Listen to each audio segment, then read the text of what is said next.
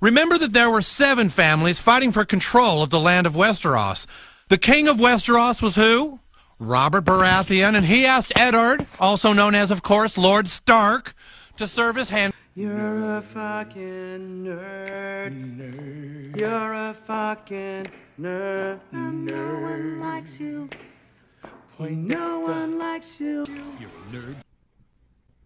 Hey everyone, it's T and welcome back. I asked in my previous video if you guys wanted me to continue the chapter just because it's not a lot going on in this chapter, like I said, but it is a lot of information or a lot of things that kind of piqued my interest. So I asked if you guys wanted me to continue. You all said you were down, so here's kind of a part 2 or just wrapping up the rest of what happened within this chapter. So if you have no idea what I'm talking about, I will link the previous video I did into the description box below, so you definitely can check that out. So let's just continue. So we're now into the next day, and the next day we're introduced to the Walders, Little Walder and Big Walder, and they are the fosters sent up, I believe through their mother or in some way. They're basically being fostered at Winterfell. Foster really means imprisonment in my eyes, but another video for another day. What we see with the Walders, or what we find out through the Walders, is that there are a lot of Walder Freys. There's Big Walder, Little Walder, and so many. And Walder Frey has lived so long. I think he's 90 years old. So there are so many overpopulated, so many wives. He's like on the 3rd wife, 4th wife, 5th, whatever. So the conversation between the Walders, they're telling Bran basically that, you know, one Walder says that they'll never get to be the Lord of the Crossings, the twins, just because there's so many Walders. And then Little Walder seems actually kind of certain that he will be the Lord one day at the twins, even though he has so many ahead of him. And I found that to be interesting, just because if there's so many people ahead of you, then there must be some type of betrayal or treachery that's going on for you to actually obtain that, which was like ding ding ding. So when I read that, I instantly thought of the Targaryen Civil War of Dance with the Dragon. It's almost the same thing kind of happening over again. You have so many Targaryens, and then you have one Targaryen who thinks he's above, or he should be in a place of power above the other. And you have the same thing with the Freys. So I think that's interesting. We might actually see a civil war within the Freys house. And the reason I say that's interesting just because the Freys are so dirty and so backstabbing that they kind of have their hands everywhere. And so I think it's going to be interesting to see how that house breaks down and what happens as the domino effects based off of their own civil war within the civil war of Westeros going on right now. Anyway, another interesting thing in this chapter with the Freys were the game that they played. They played this game called Lord of the Crossings. And Lord of the Crossings is actually a pretty interesting game just because of what's going on, what happens, and how I just think that this is just used for information. It's an information game. So bear with me as I try to explain exactly how to play this game. And if I'm wrong, just let me know in the comments. So the way to play this game, you need a log, a stick, and you need a body of water. In this chapter, they said a few times, if you don't have the body of water, then this game is basically pointless. So it's a main component. So in the body of water, you put a log on the in the body of water, and then the player who's the Lord has the stick. Now the player who has the Lord, the player who's the Lord and has stick, is the one who dictates who goes in and out past the log. Also, this player can hit and knock players off the log at any time of his choosing, willing, or whatever. So the way that the game is actually played is that the player who has the stick is the Lord, and the other players come up to the Lord and state why. They give like a speech of who they are, why they want to cross, and why they should be allowed to cross. Then the player who's the Lord with the stick, he gets to question the Lord that wants to cross and then ask them to swear an oath. Now this is where it gets a little interesting. The player who swears the oath doesn't necessarily have to tell the truth and can lie. The only thing is that the player who lies when they're doing an oath has to slip in mayhaps without it being detected. And that's how they are allowed to cross. However, if you lied without saying mayhaps, then you're just out of the game. Now, if you do get to go across the log, then you are now trying to knock off the lord who actually has the stick. And that's the way how this game is actually played. The thing about this game is what's being done. It's really an information game. You're trying to figure out who this person is, what they're about, and possible reasons why they want to cross the twins. And this can actually be in real life, you know, because we saw that Rob needed the twins to get through in order to continue this fight with Tywin Lannister. And that was also his downfall. And Tywin actually knew that he needed it. The twins is a central location when it comes to battle, just because I believe it's the main way to get into Winterfell. You can correct me if I'm wrong, because I'm not too certain about it, but I think I'm right. So in this game, it's a lot interesting, just because it's almost like the kids are practicing how they're going to be later on in life.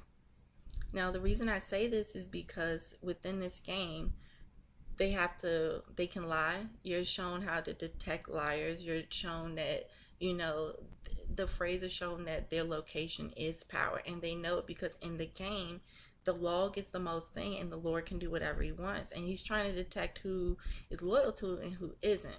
But at the end of the day, everyone's trying to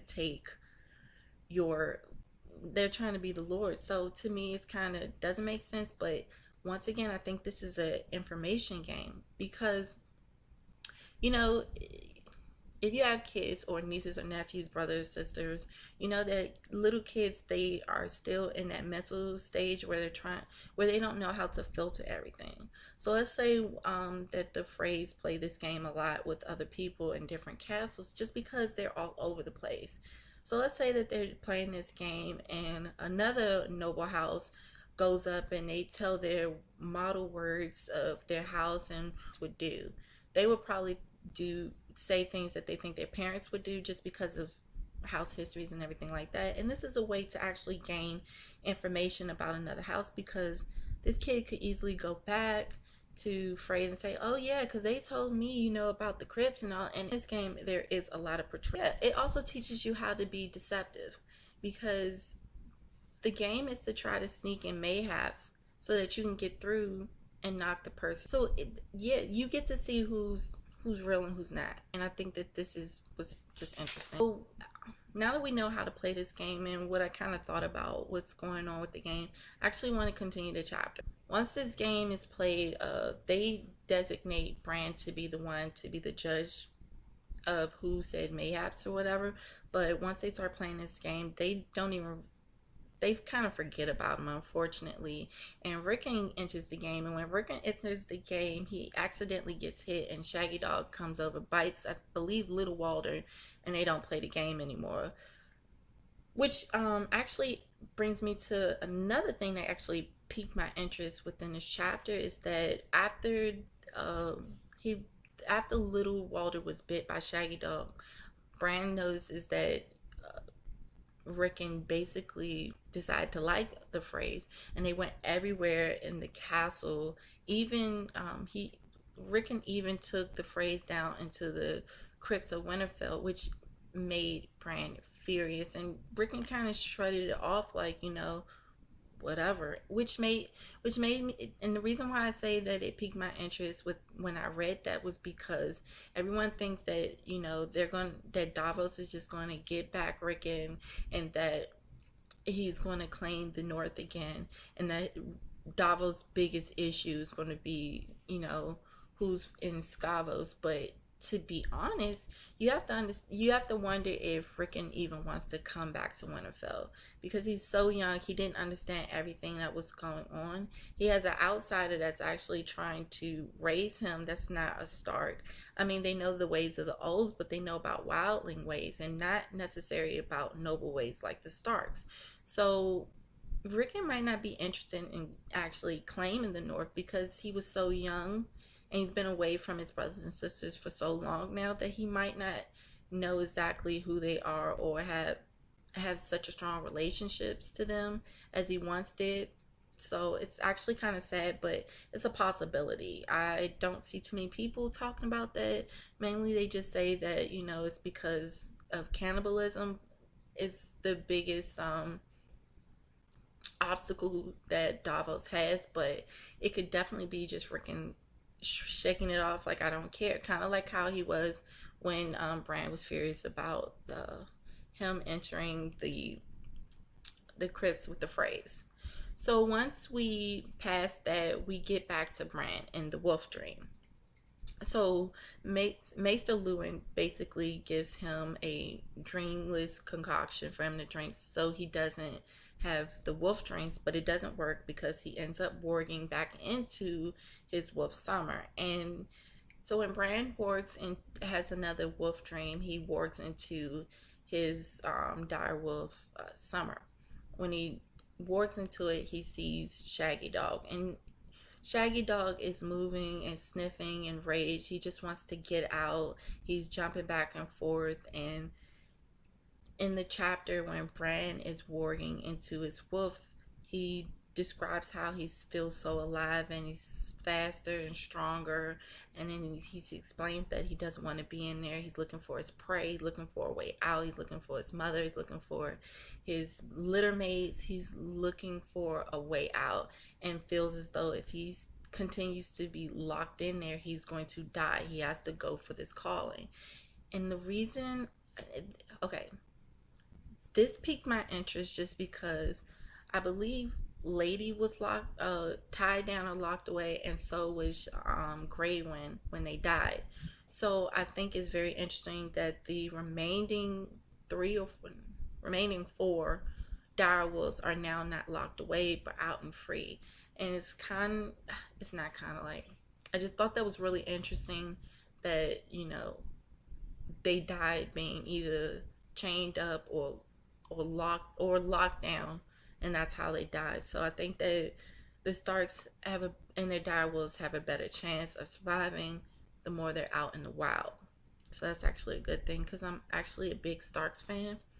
Another thing that piqued my interest was when Bran was warging into his dire wolf. He noticed that he could smell and sense his brother Shaggy Dog, and I think that at this case, Rickon possibly could be warging or having wolf dreams as well with Shaggy Dog, just because Bran says that, you know, he's just going back and forth with fury and rage and just jumping back and forth, and that's just who Rickon is. And I wouldn't be surprised if Rickon was also having these dreams, but because he's little, he's not telling people anything, or he doesn't know any better, or they're just dismissing it. Who knows? Because you don't get a chapter with Rickon's thoughts. But so anyway, that's the end of the chapter. Like I said, not a lot happened, but I got a lot out of it, if that makes any sense to you guys. So I hope you guys enjoyed it.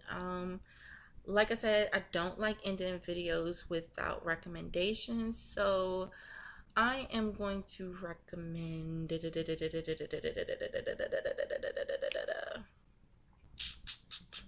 you know what? I will recommend Dawn the Kraken Witt. The whole hype watch. So they do these awesome rereads, and I believe they have a live event this Saturday. I will link down one of the rereads I was actually a part of, which was actually pretty fun. They like to break records. It's an all-day event, so definitely check them out. The chat rooms are off the hook and very fun to be a part of. So like I said, this was just a quick video for you guys. I'm glad you guys enjoyed it, and Thanks for vibing out with me. I will see you the next time.